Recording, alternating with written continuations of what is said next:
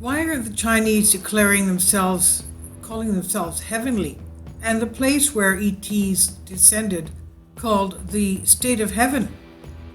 Well, a few days back, we found articles concerning the notes, the journals that the Chinese, Koreans, and Japanese kept, and they were telling us of extraterrestrial sky gods, quote unquote, landing around 2400 BC.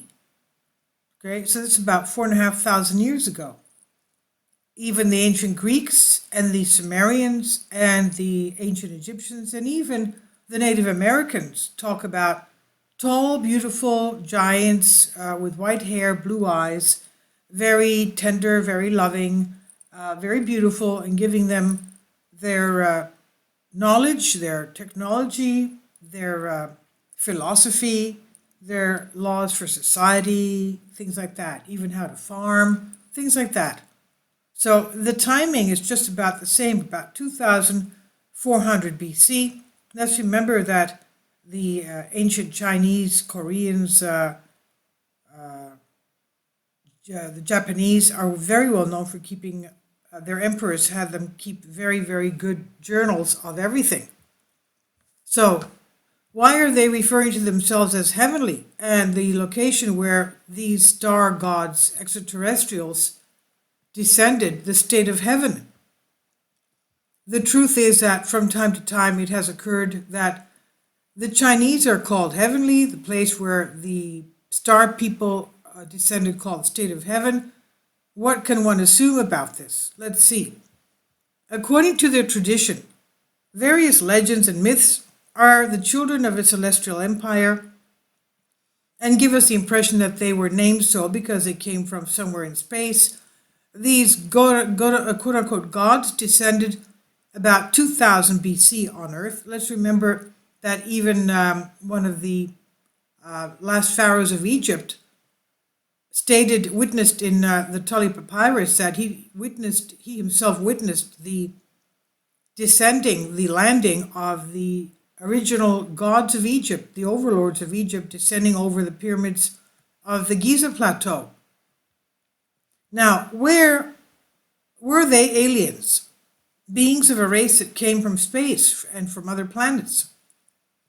A different answer comes to give us an article from the newspaper, a Greek newspaper called Nation Ethnos, back from September 16, 1937.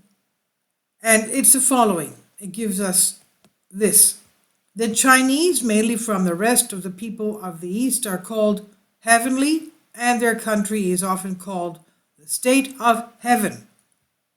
Many explanations have been given for this name, but according to some English experts who had studied in depth the traditions, customs, and traditions of the Eastern people, the secret was hidden in a Tibetan myth. Let's remember that Alexander the Great left a copy of his lightning rod of Zeus, which was supposedly given to him by an extraterrestrial from Hyperborea who claimed he was an Atlantean. And with this lightning rod of Zeus, quote unquote, of course, Alexander the Great had great conquests. Now, he left a copy of that lightning rod of Zeus in a Tibetan monastery in Nepal. Now, according to the legend, Tibet, with its towering mountains and plateau, which is understood as the natural fortress of all of Asia, was once an autonomous planet inhabited by a yellow tribe. Its inhabitants, however, could not stand the severe cold, and so they hurried to leave it. So they moved to the sunny plains of present-day China to prosper. The Chinese, therefore, were called heavenly in the sense that they were the people who came down from heaven. Okay, that's what the article from September 16, 1937 stated.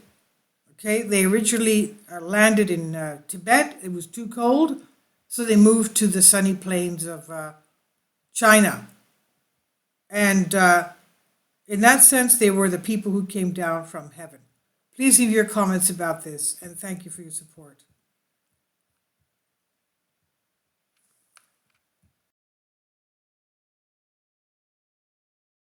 Kindly support my Patreon account. The daily posts are 5 videos daily, and they are totally different from what I have on my YouTube channel. Thank you so much for your support and that you find all my content so interesting. You'll find the Patreon account details in the description box below.